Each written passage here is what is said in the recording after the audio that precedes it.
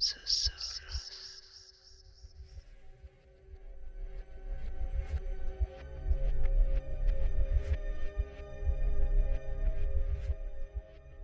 Buenas noches, errantes.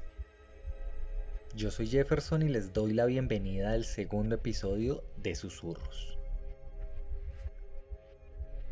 En la noche de hoy intentaré ahondar un poco más en uno de los temas que tratamos en el último podcast en Voces Errantes. Recordemos, dando un paso así muy general por nuestro último podcast, que pues estuvimos iniciando una nueva etapa dentro de pues esta búsqueda del terror en la literatura que hemos tratado de venir haciendo en Voces Errantes junto a Memo, y nos adentramos un poco más hacia la Edad Media. Digamos que de este último capítulo al anterior pues fue el empalme y el salto de la Edad Antigua con todas las civilizaciones que estuvimos hablando, y el inicio de la Edad Media y toda la evolución de la Edad Media. Es pues bastante conocido que pues, la Edad Media es un periodo sumamente amplio en donde hubo sucesos bastante importantes para la humanidad, tanto positivos como negativos, ¿no? Así que pues tocar todos estos temas es bastante interesante, así como es igual de complicado, ¿no? Porque pues estamos hablando de cerca de 1000 años de historia, por lo que es un poco denso el tema en su desarrollo. En este último podcast, en la primera parte de la Edad Media, estuvimos hablando un poco acerca de la evolución del cristianismo, luego de la caída del Imperio Romano y el crecimiento exponencial que tuvo la religión cristiana desde esta zona hacia Europa, cómo empezó a cambiar la mentalidad de las personas y cómo empezó a crearse una nueva fe a partir de, podemos llamarlo, el desarrollo de un nuevo mundo. Asimismo, pues la literatura, las escrituras y todos estos movimientos artísticos anexos, pues también sufrieron bastantes cambios y pues son elementos que poco a poco fueron determinando la evolución de la Edad Media, ¿no? Dentro de este proceso, pues estuvimos hablando también un poco acerca de estos procesos que sufrió pues la religión dentro de Europa, dentro de África un poco, en una manera positiva, y también estuvimos haciendo una conexión hacia la parte pues un poco más negativa, más terrorífica, más misteriosa, podríamos denominarlo. Allí pues estuvimos hablando un poco acerca de la brujería, de cómo funcionaba la brujería, de cómo empezó a crearse este movimiento de brujas y de magia negra, de rituales, de adoración, digamos, a seres mucho más oscuros, en un momento en el que pues la religión daba un mandato bastante puro para su época y bastante amplio hacia, denominémoslo, el lado del bien, ¿no? Allí pues estuvimos tocando el tema de esta evolución de estos rituales y pues de elementos que digamos que sirvieron de cuna para el crecimiento pues de todos estos movimientos que iban en contravía de el pensamiento filosófico y religioso de la sociedad en ese momento, ¿no? Y uno de los temas más importantes que tocamos casi al final del episodio pues fue la alquimia, ¿no? Estuvimos hablando pues que la alquimia básicamente era como esos inicios un poco prehistóricos de la química, en donde estos personajes iban en búsqueda de lo que denominaban la piedra filosofal. Allí pues ellos intentaban convertir metales básicos como el plomo en metales preciosos como en oro o en plata, ¿no? Pero a partir de esto pues empezó a crearse un imaginario más colectivo en donde las personas creían que llegar a dar con esta piedra filosofal pues también iba a convertirse en el descubrimiento de un elixir de vida, ¿no? Tal vez de un elemento para el rejuvenecimiento y tal vez para la inmortalidad de las personas. Pero la alquimia fue mucho más relevante en la Edad Media que pues solo la búsqueda de un elemento mágico y de, digámoslo, un santo grial dentro de estas artes místicas. Así que, bueno, En el episodio de hoy en Susurros ahondaremos un poco más en la alquimia y ahondaremos un poco más en esta interesante historia que ustedes van a recorrer conmigo en la noche de hoy. Bienvenidos a Susurros, episodio 2, la alquimia.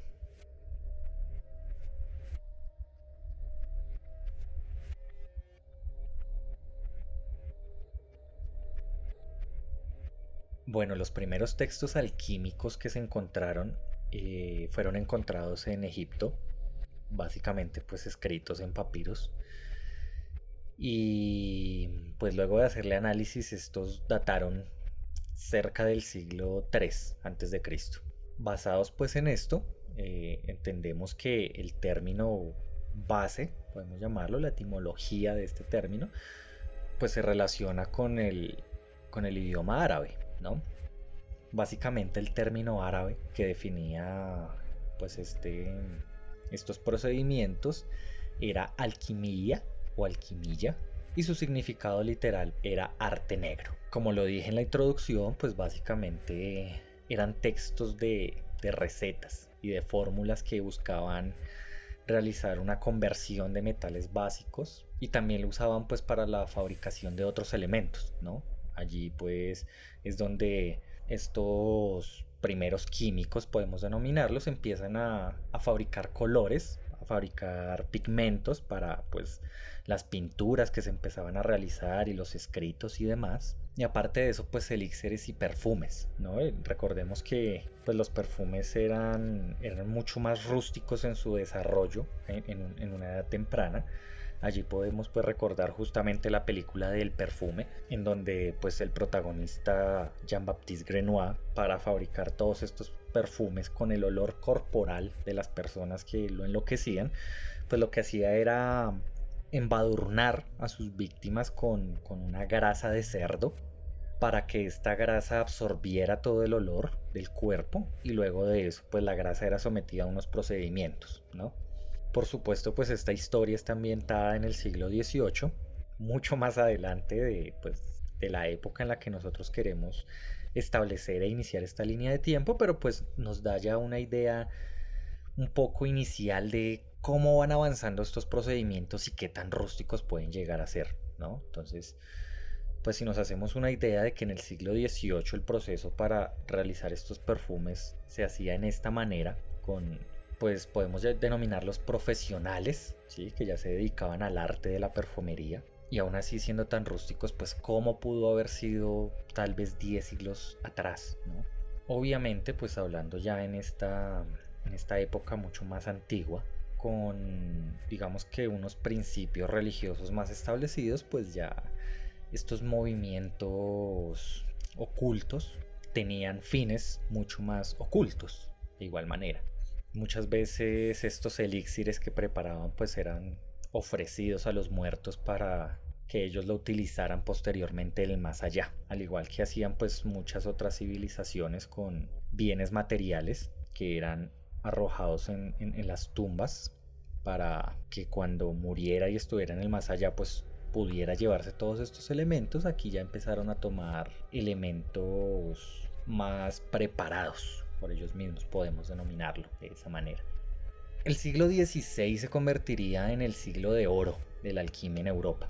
Ya durante la Edad Media y su posterior proceso a la finalización, empezarían a aparecer pues una serie de alquimistas cristianos que pues llegaron a comparar la obra de la alquimia, todo el proceso alquimista desde sus inicios, con la vida de Cristo. Ellos empezaron a determinar que pues la totalidad de la doctrina cristiana estaba siendo interpretada y tenía que ser interpretada en función de la alquimia, llegando al punto de que pues muchos de ellos identificaban la piedra filosofal con Jesucristo. Entonces pues vemos que realmente este proceso fue muy importante y muy relevante incluso para una evolución religiosa. Pero pues no todo eran descubrimientos y eran, digamos que, revoluciones científicas en el momento, porque pues a muchos de estos alquimistas se les acusaba de brujería e incluso eran perseguidos. Muchos de ellos pues básicamente lo que hacían era esconder todas sus notas, todos sus escritos, y la comunicación de ellos de igual manera era misteriosa y era lo más oculta posible. Ellos tenían unos procedimientos para escribir con tinta invisible que pues a día de hoy funciona como un experimento en los colegios para la educación de los niños, pero en su momento pues era una cosa increíblemente revolucionaria y una técnica bastante novedosa para ocultar la información, y era la conocida pues de la tinta invisible, ¿no? Que básicamente lo que hacen es escribir con zumo de limón sobre un papel, y la técnica para leer el mensaje básicamente es calentar la hoja. Ellos pues lo hacían con hornos bastante rústicos o incluso con antorchas. Eh, el experimento pues que uno normalmente hace en el colegio es con un fósforo, con un briquet, quema la hoja por debajo y el mensaje aparece mágicamente, ¿no? Este era el procedimiento que tenían pues los alquimistas para su comunicación interna entre ellos mismos, y muchas veces para ocultar recetas y ocultar pues descubrimientos que tenían ellos en esta arte, ¿no?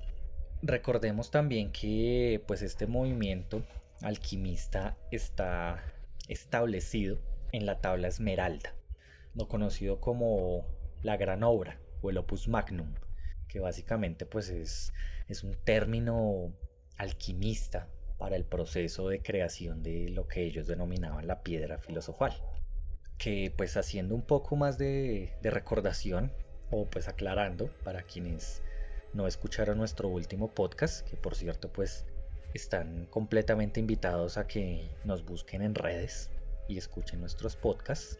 Nos encuentran como Voces Errantes en Spotify, en iVoox y en YouTube. Y en Instagram nos encuentran también como Voces Errantes, y bueno, ahí estamos siempre alimentando nuestra fanpage para que pues ustedes estén pendientes. Ahí brindamos información extra de lo que pues hablamos en nuestros podcasts, y reforzamos también nuestras referencias cinematográficas y nuestras evidencias fotográficas también de lo que hablamos aquí, para que pues se acerquen y conozcan un poco más. Entonces, recordando un poco más sobre la piedra filosofal, pues es una sustancia alquímica bastante legendaria, lo vemos en películas como Harry Potter, que pues ellos creían que era capaz de convertir los metales básicos en oro o en plata. Y pues con el tiempo y con el desarrollo de esta creencia, pues también llegaron a creer que pues era un elixir de vida, ¿no? Ellos creían que era posible llegar a la inmortalidad con esta piedra filosofal. Y todo este pensamiento viene incluso mucho más atrás en el pasado. Esta tabla esmeralda pues se la atribuyen a Hermes Trimegisto, que pues, fue un personaje histórico que fue asociado a un sincretismo o una mezcla entre el dios egipcio Dieuti, que pues también es conocido como el dios Tot, y el dios heleno Hermes. Recordemos al dios Tot, que pues lo hablamos en nuestro episodio sobre Egipto, que era básicamente pues un ser antropomorfo con cabeza de ibis y cuerpo de persona, y se representaba como el dios de la sabiduría, de la escritura, la música, los conjuros, dominio de sueños. Tenía un catálogo bastante amplio, digamos, y además de eso pues era el símbolo de la luna. En la antigua mitología egipcia básicamente era la contraparte del dios Ra, que era el dios del sol. Y por otra parte pues está el dios Hermes, el dios griego, que básicamente pues era el dios mensajero, ¿no? Era el dios de las fronteras y de los viajeros. Su labor era ser quien guiaba las almas al inframundo y llevárselas al dios Hades. Así que bueno, en estos dos dioses estaba asociado este filósofo Hermes Trimegisto, a quien pues como les comentaba se le atribuye la escritura de la tabla esmeralda.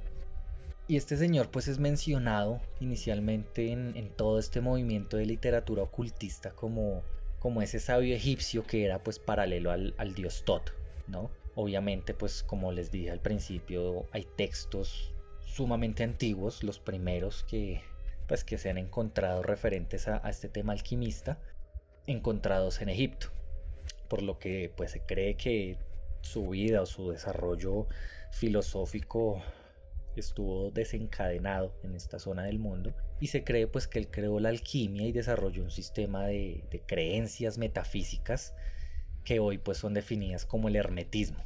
Como dato curioso, se cree que Hermes vivió en épocas bastante antiguas, como les dije, pues en la zona de Egipto, en esta zona africana, pero su leyenda incluso llega a decir que este señor fue un guía de Abraham, es decir, tiene bastante relevancia en muchos aspectos, si nos ponemos a pensarlo. Y su línea filosófica llegó a ser de bastante peso en su momento, incluso hasta el día de hoy. El hermetismo pues se considera como una filosofía, incluso pues como una religión que se basa pues en estos textos que se adjudican a Hermes.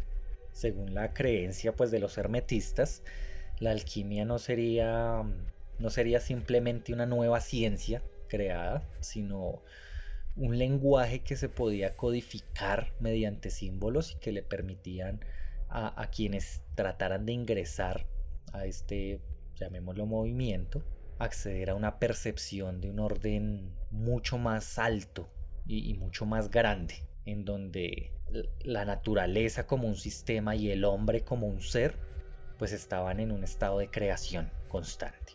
Bastantes escritores cristianos, muchos de ellos pues conocidos como Tomás de Aquino o Giordano Bruno, llegaron a considerar a Hermes como un sabio profeta, obviamente pagano, porque al haber nacido en época tan antigua y sin la influencia cristiana, como lo hablábamos en el episodio pasado, pues las religiones paganas básicamente eran las que no tenían fundamento cristiano, ¿no? Entonces, pues, por supuesto, Hermes fue determinado como un pagano directamente, pero fue un sabio profeta pagano que previó la llegada del cristianismo. Es decir, no del todo fue malo, ¿no?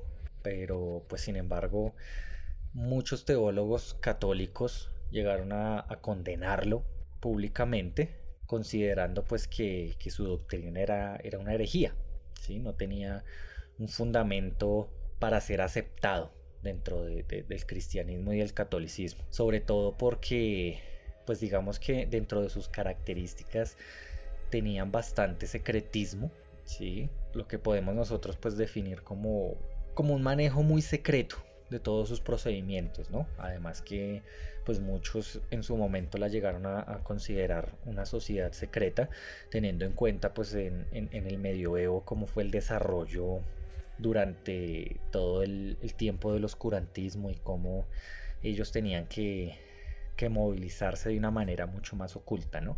Y aparte de eso también condenaban pues el sincretismo, que pues como lo expliqué un poco antes con la unión de su nombre y los dioses griegos y egipcios con quienes lo relacionan, pues justamente este movimiento filosófico o esta relación pues también es una mezcla de tradiciones y creencias culturales en una, ¿no? Y pues en su momento, a pesar de que pues el cristianismo funciona de una manera similar, pues ellos condenaron este sincretismo del desarrollo del hermetismo en su momento, ¿no? Hay que ver también pues que la teoría hermética ha sido una influencia bastante de peso, bastante decisiva en muchas corrientes religiosas, filosóficas, incluso en corrientes esotéricas, viendo pues esto obviamente demostrado en el arte en general, ¿no?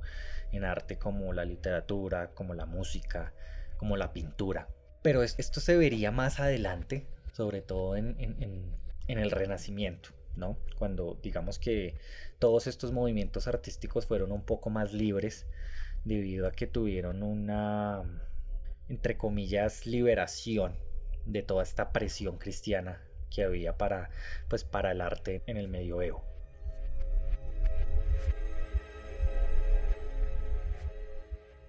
Muchas personas pues creen que el hermetismo básicamente fue un intento de sistematizar de una manera filosófica todas las doctrinas que estaban en ese momento creciendo, ¿no? Doctrinas pues nos referimos obviamente a religión y a todo este misticismo. Y bueno, muchas personas pues consideran que esta sistematización que tenían o que estaban buscando pues todos estos allegados al hermetismo estuviera siendo llevada a cabo pues sobre la base de otros muchos escritores que hubo antes enfocados a las ciencias ocultas. Esto, pues digamos que esta información es tomada de varios escritos anteriores pues a las fechas que nosotros estamos dando para pues el inicio de todo este hermetismo, pero pues que haciendo la relación pudo funcionar como una base para toda la producción tan enorme que hubo luego de esto, ¿no? Y que hubo en el medioevo y que empezó a tomar tanta fuerza a futuro.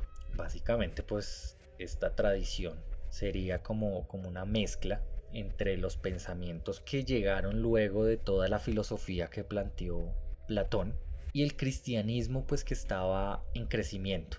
El cristianismo y todas sus raíces estaban pues en proceso de crecimiento, ¿no? Obviamente la religión católica de manos del Vaticano, tomando ya una fuerza impresionante. Mucho más adelante pues todo el movimiento luterano con el protestantismo y demás que iba a venir pues mucho más adelante, y la cábala cristiana, que pues para los que no saben pues la cábala es básicamente una disciplina, una escuela de pensamiento esotérico bastante relacionada y desarrollada pues por los judíos, ¿no? Y bueno, el hermetismo en este momento se desarrolló a través de filósofos, como lo estamos determinando, y muchos magos del Renacimiento y del Barroco. Nos estamos yendo un poco más adelante, un poco más a futuro, pero pues tengamos en cuenta que del desarrollo de la alquimia al desarrollo de una filosofía, al establecimiento de una doctrina filosófica y religiosa como tal, pues tiene que haber un proceso, ¿no? Entonces estamos tratando de hacer esa unión compleja y de llegar a ese resultado final. Entonces, claro, ya mucho más hacia este resultado final que les estoy comentando, pues entraría a ser una mutación, untándose, podemos decirlo, de todas las filosofías y todas las religiones que estaban creciendo en ese momento y casi que tomando lo que ellos consideraban lo mejor para ellos y agregándolo poco a poco a ese pensamiento general. Pero pues obviamente evitando que se dañara lo que podemos determinar como el esqueleto principal, ¿no? Como las ideas que establecieron eso, como las columnas, las vigas principales que no se iban a tocar. El resto eran detalles que iban entrando, pero el pensamiento principal estaba ahí puesto. Y aquí es donde vemos que pues mucho más adelante ya empiezan a aparecer otros textos relacionados con el hermetismo que dan mucha más fuerza al pensamiento y mucha más fuerza, digamos, las enseñanzas que esta doctrina, esta religión estaba presentando. Nos vamos un poco más a futuro, acercándonos un poco pues ya a nuestra actualidad. Y en 1908 aparece un texto escrito por los denominados los tres iniciados, que pues es un grupo de tres personas anónimas que por convicción propia decidieron quedarse en ese anonimato, pero que hicieron la escritura de lo que se puede determinar, no sé si pueda llegar a llamarlo escritura, entendiendo escritura como un libro sagrado, ¿no? Pero pues sí puede ser una guía o un resumen de todas las enseñanzas que tuvo el hermetismo, denominado el Kybalión.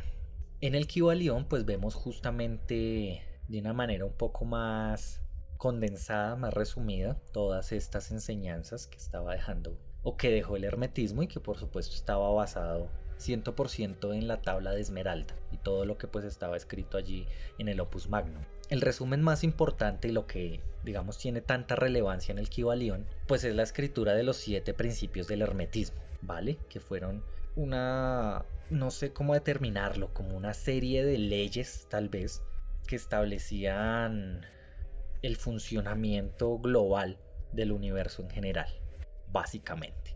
Dentro de estos 7 principios, pues ellos trataron de guardar una lógica de cómo funciona una sociedad, de cómo funciona el desarrollo personal de nosotros como humanos, y lo establecieron en estos principios que se pueden entender casi como leyes. Tienen obviamente una relevancia científica y mística de bastante peso. Y en un momento pues que toquemos estos 7 principios van a entender el por qué estoy diciendo esto.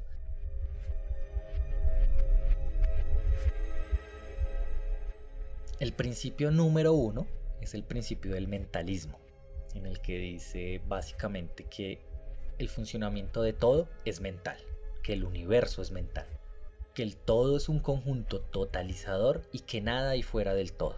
El todo entendiéndose como la mente, como la fuerza de la mente y como esa proyección. El segundo principio es el principio de correspondencia, que nos dice que como es arriba es abajo, como es adentro es afuera, y básicamente afirma que este principio se manifiesta en los tres grandes planos que establecían ellos, que era el plano físico, el plano mental y el plano espiritual. El tercer principio es el principio de vibración.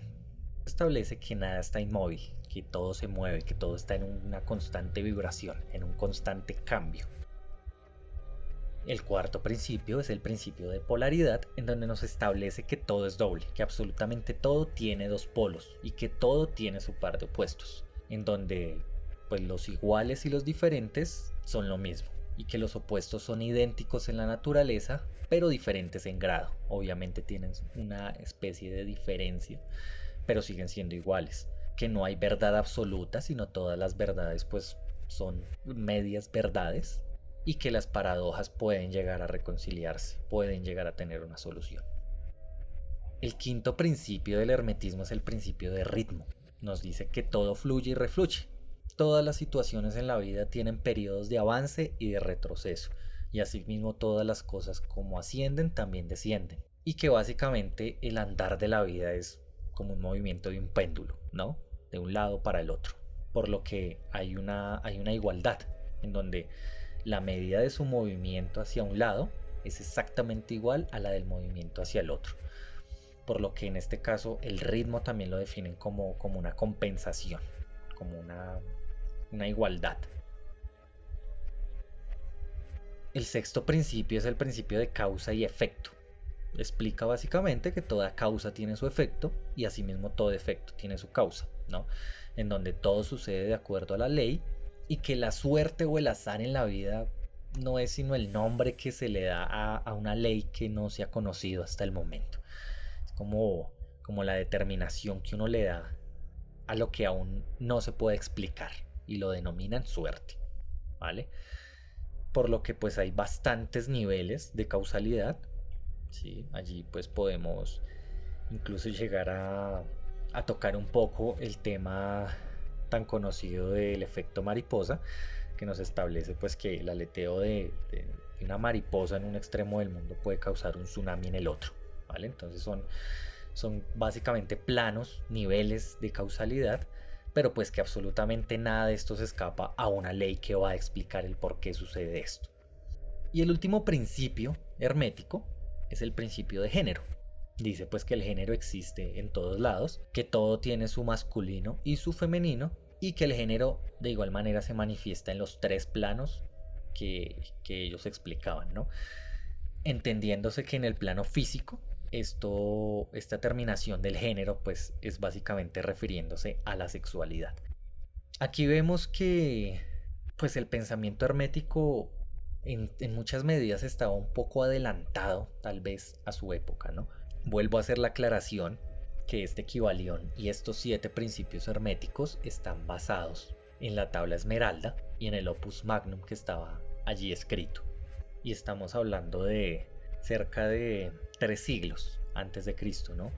Entender que estos principios eran una ley de vida establecidos por pensadores y alquimistas desde hace casi 3000 años, pues nos deja mucho que pensar, ¿no? Porque pues muchos de estos principios son normativas que establecen las ciencias hoy en día. Es decir, haciendo una comparación así muy superficial, el principio de mentalismo para mí funciona como lo que los psicólogos determinan programación neurolingüística, en donde tu programación mental y tu proyección mental justamente te llevan a lo que quieres lograr y tú manejas todo desde la mente. El sexto principio de causa y efecto, pues no yéndonos más lejos, es básicamente, desde mi punto de vista, por lo menos la tercera ley de Newton, ¿no? Que nos especifica que pues a toda acción corresponde una reacción igual y contraria. Obviamente pues esto ya entra a un tema un poco más místico, tal vez un tema más difícil de entender, pero desde un fundamento base, para mí es exactamente lo mismo. Y así podemos mirar con los 7 principios. Entonces, pues es bastante sorprendente ver cómo todos estos elementos fueron pensados y desarrollados desde hace tanto tiempo y a pesar de que mutan en su nombre, mutan en su forma, siempre ha habido el mismo, podemos determinarlo como núcleo de pensamiento desde hace tantos años, ¿no? Me parece pues algo bastante impresionante a día de hoy. Y con el Kybalión pues también nos podemos acercar un poco a un término que para muchos pues va a ser bastante conocido y es el tema de los grimorios. No estamos hablando de que el Kybalión sea un grimorio, por supuesto que no, pero digamos que estas guías, hablando un poco más ya hacia el tema de la magia guiada por la alquimia, llevó a la escritura pues de justamente libros enfocados a todo este conocimiento mágico, guiado por instrucciones, muchas veces para la creación de elixires y de elementos alquimistas para lograr objetivos a través de rituales, y muchas otras veces pues simplemente eran libros de instrucciones mágicas. Estos libros, estos grimorios empezaron a tomar fuerza más o menos en el siglo XII, XIII, y digamos que su auge llegó hacia el siglo XVIII, un poco pasado ya la Edad Media y tomando fuerza el Renacimiento. Pero pues son bastante pocos los que están datados antes del siglo XIII. Estos grimorios, como les comentaba, pues básicamente contienen especificaciones o muchas veces instrucciones de elementos astrológicos, listados de ángeles y demonios, instrucciones para pues los aquelarres que les comentaba en el episodio pasado de las brujas, para lanzar encantamientos o hechizos, para hacer mezclas de medicamentos, para hacer invocaciones, para fabricación de talismanes, para todo este mundo oculto que creció con la fuerza de la alquimia y con el crecimiento de la brujería y demás. La palabra grimorio como tal viene del término francés grimoire, que casualmente, como dato curioso, pues viene también de una alteración de la palabra grammaire, que es gramática en francés. ¿Y por qué la unión de un grimorio con gramática? ¿Qué tienen que ver estos dos términos? Pues básicamente en el medioevo las gramáticas latinas, que eran pues los libros acerca de la dicción y el uso del latín, eran pues fundamentales para la educación que se daba en el momento, que pues también como se habló en el capítulo anterior no era una educación enorme, sino era más bien limitado, pero igual estos libros estaban hechos para educar a estas personas que tenían la posibilidad de aprender un poco más acerca de estas artes, sobre todo de la literatura. Así que pues todas estas personas que no tenían la posibilidad de aprender, todos los iletrados del momento, pues tenían la sospecha de que estos libros que no eran eclesiásticos, que no estaban enfocados directamente a la iglesia y a los conocimientos que quería brindar la iglesia, pues eran libros mágicos, ¿no? Así que pues la palabra gramática en este momento para muchas personas pues también se empezó a convertir como en un libro que determinaba conocimientos aparte, que nos daba conocimientos diferentes.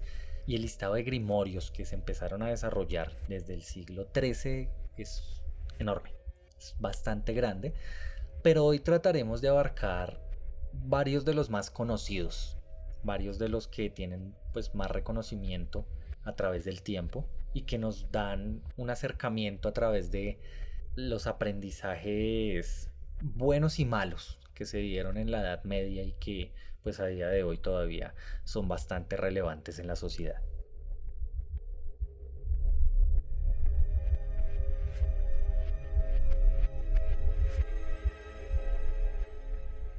Uno de ellos es el Albanum Maleficarum, que era un libro mágico de magia ritual o ceremonial. En este libro pues trataban de enseñar a practicar un tipo de brujería que se denominaba como artes cápricas, que eran un conjunto de prácticas extintas que florecieron, que nacieron en toda la zona de Andalucía, en España, durante la época denominada como Al Andaluz, que pues como muchos sabemos es el nombre que se le dio por parte de los musulmanes a toda esta zona de la península ibérica, ¿no? La zona donde está España y Portugal y Andorra. Allí pues con la influencia que tuvieron todos los pueblos gitanos que venían hacia España, se empezó a promover la aparición de creencias supersticiosas hacia la zona de Viena, en Austria, y se basaban justamente en estas artes cápricas. Entonces esto empezó a crecer y empezó a tomar como otro nombre, que lo bautizaron ya como un sacrocaprismo, que fue entendido como una pseudociencia basada en el esoterismo. Esto pues llevó una influencia enorme en toda la zona de Andalucía, en la parte occidental, pero pues como dijimos al principio, llegó casi a la extinción. Realmente a día de hoy, en toda esta zona de Andalucía, pues no tiene muchos seguidores. Está pues digamos que con muy poca gente que aún sigue, ¿no? Pero volviendo ya un poco hacia el Grimorio, la historia nos cuenta que Capricuo fue un mago que vivió hace bastantes siglos en la zona sur de Hispania. Allí pues recibió la sabiduría total, la sabiduría suprema, gracias a una intervención divina, y allí pues descubrió el arte de la magia y la dominó completamente. Así que pues se volvió todo un experto en esta ciencia oculta. Luego de convertirse en un experto a este nivel, Capricuo empezó a escribir bastantes textos basados en hechicería, en ciencia, en alquimia. Incluso muchos dicen que hay escritos acerca de una conjuración que él tenía para hablar una lengua secreta que él mismo se inventó. Entonces allí en este texto, en este grimorio, nos cuenta luego que Capricuo se transformó en un procedimiento accidental en una cabra. En el libro pues se dice que todos estos hechos fueron llevados a cabo antes de la primera venida de Cristo, ¿no? Más o menos en el tiempo de la dominación romana, cuando pues estuvo todo este auge del Imperio Romano. Entonces, esto fue básicamente la creación de una leyenda que se denomina la leyenda de la cabra del Monte Sabio, que incluso hoy en día, en la zona de Cádiz en España, todavía se cuenta y tiene, digamos que, una vigencia establecida en toda esta zona de España. Y bueno, luego de contarnos la historia de Capricuo y darnos como una especie de inicio hacia, hacia los orígenes de este texto, el Grimorio se divide en tres partes principales. La primera nos lleva a una introducción acerca de la magia. Entonces nos empieza a dar como una descripción bastante específica de cómo tiene que ser un buen mago, cómo es el aprendizaje de un mago, una vestimenta de un mago, dónde hacer una invocación de espíritus, cómo hay que hacer el ejercicio para realizar estos procedimientos. Y en esta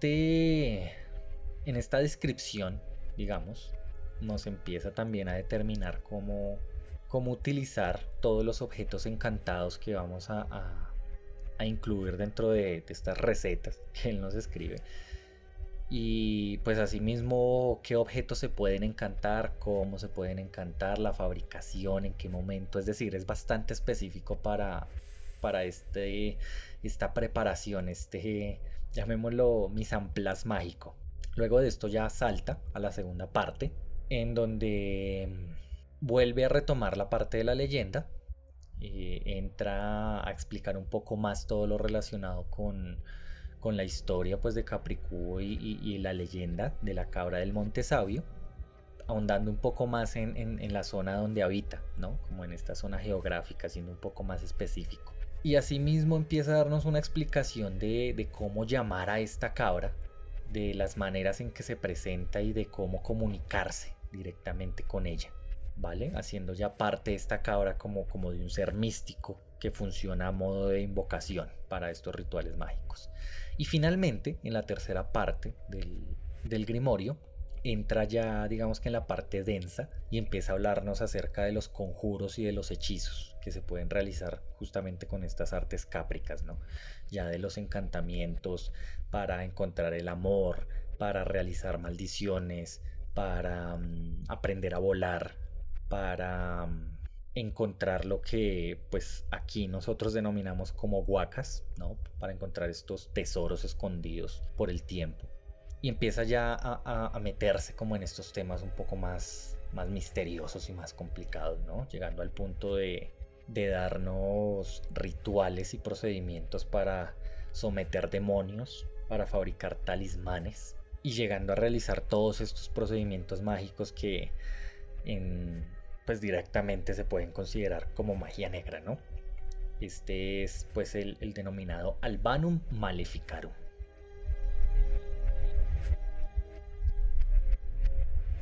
Otro grimorio muy conocido es el libro de Picatrix, que pues es un texto árabe que inicialmente pues era conocido como Gayat al-Hakim o pues se traducía también como el propósito o el objetivo del sabio. Y este está un poco más, digamos, anterior a las fechas que datamos inicialmente. Los pues estudiosos del tema creen que el libro está escrito cerca del siglo XI o del siglo X, más o menos, pero tiene varias traducciones en el siglo XIII. Este digamos que es un libro un poco menos denso que el que acabamos de ver, porque se considera más una obra literaria. Está escrita en árabe, pero pues digamos que está muy relacionada también hacia esta zona de, digamos, de eje entre África y Europa, ¿no? En toda la parte pues de esta península ibérica, en donde ya España tiene pues actualmente frontera con Marruecos y con toda esta zona norte de África. Y básicamente pues es un tratado árabe de magia talismánica, en donde pues nos explica y nos da como una pasada muy por encima de cómo realizar procedimientos para la creación de talismanes. No es digamos que lo que está ahondado en estos temas oscuros, pero pues tiene su misticismo alrededor que lo hace bastante importante, ¿no? Y bueno, ya para finalizar estos susurros del día de hoy, pues vamos a hablar un poco del libro de San Cipriano. Pues desde mi perspectiva, si no es el más, es uno de los grimorios más conocidos a día de hoy.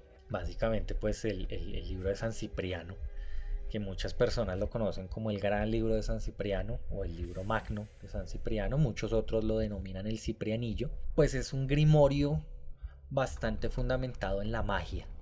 De hecho, en su portada, por lo menos la portada del libro que yo he conocido desde siempre, su descripción es el tesoro del hechicero, porque, pues bueno, muchas personas consideran que este libro es el manual definitivo de brujería. Y la historia es bastante interesante, porque la base está fundamentada en escritos encontrados en pergamino y con caracteres hebreos. Lo curioso de este texto es que, pues si ustedes lo notan, es el libro de un santo, ¿no? De San Cipriano.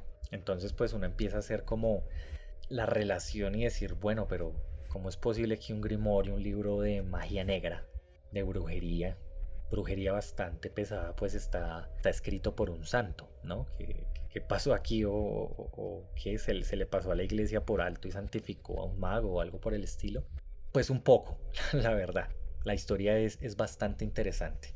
Resulta que San Cipriano fue un mago poderosísimo, muy oscuro, que en su momento pues se convirtió al cristianismo al punto de que llegó a ser obispo de Antioquía, ¿vale? ¿Cómo sucedió eso? Bueno, pues él desde muy pequeño empezó a interesarse por estos procedimientos mágicos. Hasta los 16 años pues él estuvo aprendiendo bases de magia blanca, pero luego de esto empezó a interesarse por unas artes más oscuras y empezó a ahondar en ramas de la magia negra. Empezó a aprender ya temas de astrología y numerología y luego emprendió un viaje a Egipto en donde aprendió invocación y evocación de demonios. Luego de un tiempo viajando y conociendo muchas más artes, volvió a su ciudad natal, que era Antioquía, y allí se volvió un brujo muy reconocido por la sociedad.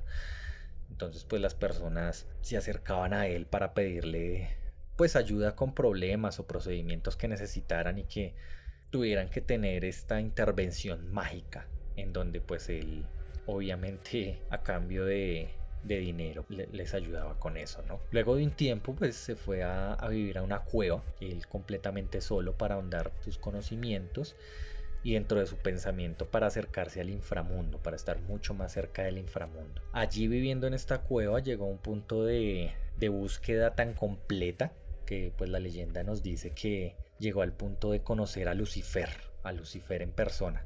Y el mismo Lucifer le enseñó rituales y conocimientos ocultos y de un valor tan amplio que Cipriano los escribió en pergaminos y muchos de estos pergaminos pues son adjudicados a este libro de San Cipriano o al Ciprianillo. Muchos de estos rituales que pues según la leyenda el mismo Lucifer le enseñó a Cipriano están escritos en este libro de San Cipriano. Luego de esto se acercó un tipo llamado Agladio a Cipriano para pedirle que le ayudara con un amarre de amor eterno dirigido hacia una mujer llamada Justina. Obviamente pues Cipriano aceptó, pidió a cambio por supuesto muchísimo dinero también. El negocio digamos que se concretó, pero en el momento en que Cipriano conoció a esta mujer, a Justina, a través de un espejo mágico haciendo pues todo su procedimiento, la historia nos dice que él quedó cautivado completamente por la mujer y decidió no hacer, no realizar este trabajo de amarre para Agladio, sino hacerlo para él mismo, es decir, para que Justina se enamorara de Cipriano.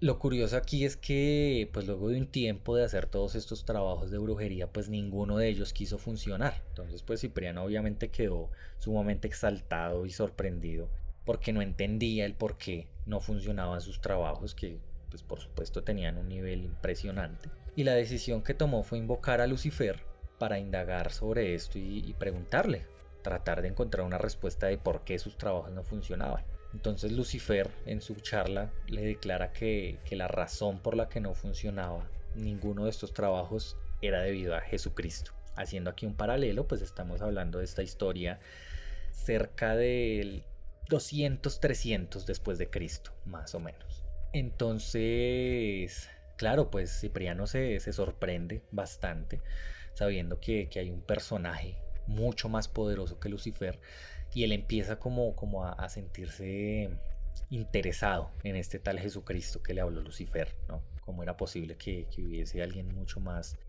poderoso? Por lo que él empezó a abrirse mucho más hacia esta religión, hacia Jesucristo, y quiso conocer más acerca de él, ¿no? Allí pues se acercó a Justina, Justina empezó a hablarle de Jesucristo y allí es donde Cipriano empieza a convertirse, ¿no? Empieza a entrar a la cristiandad de una manera muy fuerte. En este proceso de conversión, pues conoce al obispo Eusebio, quien pues es el que le enseña las doctrinas de la cristiandad, las doctrinas del cristianismo, y lo lleva a que empiece a predicar. Y su predicación era bastante efectiva porque digamos que en este proceso él empezó a escalar en niveles, empezó a escalar en la jerarquía de la iglesia en ese momento, hasta el punto que llegó a convertirse en obispo de Antioquía. Y pues como les digo, tenía muchísimo poder de convencimiento. Llevó a una cantidad enorme de personas a convertirse al cristianismo, a tal punto de que el emperador romano escuchó pues de él y de Justina y los hizo arrestar. Bajo este arresto, pues básicamente fue puesto a prueba por el emperador y las opciones eran renunciar a su fe o simplemente morir. Obviamente pues él no aceptó y junto a Justina pues fueron condenados a ser azotados y despellejados vivos. Aparte de eso pues un sacerdote del emperador, un sacerdote del dios Marte, convenció al juez de que los arrojara en agua hirviendo, pero allí es donde ya entra pues el milagro porque la leyenda nos cuenta que salieron ilesos de esto gracias al poder de Dios, no pasó nada, por lo que el emperador pues decidió enviarlo a otro emperador en otra zona pues de Roma que básicamente decidió decapitarlos en la orilla del río Galo y ocultar sus cuerpos para que pues los cristianos no se lo llevaran, no le dieran sepultura cristiana, ¿no? Que ya pues después ellos a los 5 o 6 días más o menos recuperaron los cuerpos y bueno, hicieron ya digamos que todo el procedimiento al punto de que los restos de San Cipriano pues están en este momento en Italia, ¿no? Pero bueno, este digamos que era o es uno de los grimorios más conocidos justamente por eso, porque tiene una relación directa con un santo. Y, y pues como les digo, es bastante complicado tratar de hablar de Grimorio y no tocar el tema del libro de San Cipriano, ¿no? Porque la misma descripción del libro dice que es el tesoro del hechicero.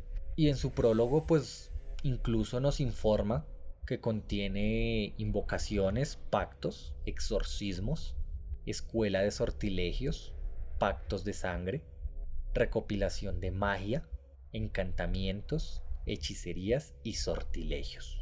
Es un libro bastante denso, que tiene pues muchas más leyendas a su alrededor, por supuesto, y que incluso dentro de su mismo desarrollo no es únicamente de brujería, de magia negra como tal, ¿no? Muchos pues de estos rituales como están, pues van como en contravía. Entonces digamos que de las versiones que hay o pues de las variantes que tienen o que tiene pues este libro en su reproducción editorial, pues hay dos tipologías que entran dentro de estos procesos, ¿no? Entonces hay unos que hay partes que están totalmente dedicadas a magia negra, totalmente magia negra, como les acabo de leer, pero hay otros que están mucho más enfocados a la magia blanca, que como sabemos, pues la magia blanca es una magia, digamos, de protección, un poco menos egoísta en sus aspectos, en sus objetivos. Y este libro igual, este grimorio se divide en esas dos partes. Entonces, pues nada, con el libro de San Cipriano finalizamos este susurro del día de hoy. Espero pues que les haya gustado mucho la información que les acabo de brindar. Les recuerdo por supuesto que toda esta información y el que quiera pues entrar a ahondar un poco más y hacer una investigación por su lado, pues es libre de hacerlo, pero con total responsabilidad y con total respeto, ¿no? Nosotros aquí pues damos la información, tratamos de que pues ustedes como oyentes tengan una responsabilidad y un respeto hacia estos temas, por supuesto, porque igual pues como dice el viejo dicho, no hay que creer en brujas, pero de que las hay, ¿no? Entonces son temas que hay que tocar con mucho respeto y con mucho cuidado. A pesar de que pues a muchos de nosotros nos gustan estos temas y somos fan número uno, siempre está muy bien tratar de llevarlo con cuidado y de respetar mucho. A pesar de creer o no creer, siempre hay que tener un respeto hacia estos temas bastante marcado. Pero bueno, oyentes, con esto terminamos el episodio de Susurros del día de hoy. Nuevamente espero que les haya gustado. Muchas gracias por acompañarme esta noche de hoy.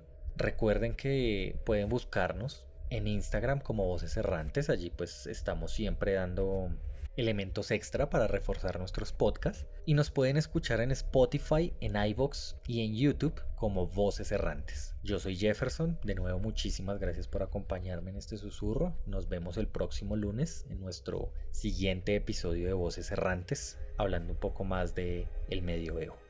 Buenas noches.